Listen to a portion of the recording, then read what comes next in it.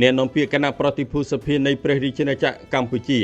ចេញសេចក្តីថ្លែងការណ៍ឆ្លើយតបទៅនឹងរបាយការណ៍មិនពិតដែលផ្សាយដោយកាសែត The Nation ចុះថ្ងៃទី 19 ខែតុលាឆ្នាំ 2025 នៅថ្ងៃទី 19 ខែតុលាឆ្នាំ 2025 អ្នកនាំពាក្យនៃគណៈប្រតិភូព្រះរាជាណាចក្រកម្ពុជាប្រចាំមហាសន្និបាតសហភាពអន្តរសភា IPU លើកទី 151 នៅទីក្រុងសឺណែវបានចេញសេចក្តីថ្លែងការណ៍ច្រានចោលទាំងស្រុងនៅរបាយការណ៍មិនពិតនិងបំភាន់ដែលផ្សព្វផ្សាយដោយសារព័ត៌មានថៃ The Nation នៅថ្ងៃទី 19 ខែតុលាឆ្នាំ 2025 ក្រោមចំណងជើងថាក្រមការងារថៃរាយការណ៍ថាកម្ពុជាបង្កើនការវាយប្រហារលើប្រទេសថៃអ្នកនាំពាក្យនៃគណៈប្រតិភូព្រះរាជាណាចក្រកម្ពុជាប្រចាំមហាសន្និបាតសហភាពអន្តរសភា IPU លើកទី 151 នៅទីក្រុងសឺណែវបានចាត់ទុករបាយការណ៍នេះបានបំភ្លៃការពិតទាំងស្រុងដោយបានពណ៌នាខុសថាកម្ពុជាបានវាយប្រហារប្រទេសថៃនៅគ្រប់វេទិកានិងបានប្រើប្រាស់វេទិកា IPU ដើម្បីរិះគន់ប្រទេសថៃផ្ទុយទៅវិញក្នុងអំឡុងកិច្ចប្រជុំ ASEAN Plus 3ក្រុមអាស៊ីប៉ាស៊ីហ្វិកនិងមហាសន្និបាតសភាអាស៊ី APA គណៈប្រតិភូកម្ពុជាតែងតែបានប្រកាន់ខ្ជាប់ជានិច្ចនៅអេរិយាប័ត្រប្រកបដោយកិត្តិយសភាពអត់ធ្មត់និងការគោរពចំពោះគ្រប់សមាជិកសភាទាំងអស់ដោយអនុលោមយ៉ាងពេញលេញតាមគោលការណ៍របស់ IPU អាស៊ាននិងការទូតសភានៅលើឆាកអន្តរជាតិ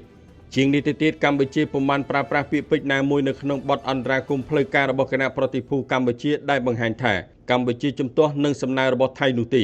កម្ពុជាគ្រាន់តែបានស្នើសុំឲ្យសេចក្តីព្រៀងសេចក្តីសម្រេចដែលបានស្នើឡើងដោយគណៈប្រតិភូថៃត្រូវបានពិនិត្យនិងកែលម្អឡើងវិញដើម្បីឆ្លុះបញ្ចាំងឲ្យបានត្រឹមត្រូវនៅគោលការណ៍គ្រឹះរបស់ IPU គឺភាពមិនលំអៀងអព្យាក្រឹតនិងកិច្ចសហប្រតិបត្តិការពហុភាគីប្រកបដោយស្ថាបនា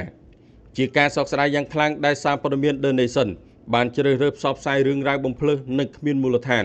ដែលស្វែងរកការបង្កហេតុអរិភាពនិងបំភាន់មតិសាធារណៈ